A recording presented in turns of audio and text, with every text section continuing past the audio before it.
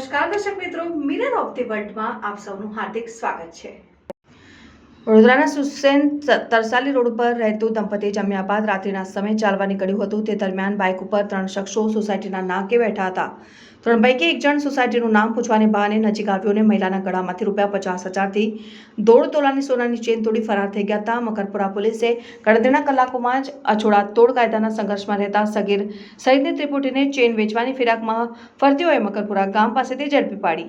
વડોદરાના સુસેન તરસાલી રોડ પર આવેલા મોતીનગર 2 માં રહેતા ઇન્દિરાબેન રામચંદ્ર પટેલ 13 નવેમ્બરના રોજ રાત્રિના તેમના પતિ સાથે જમીને ઘરેથી ચાલવા નીકળ્યા હતા।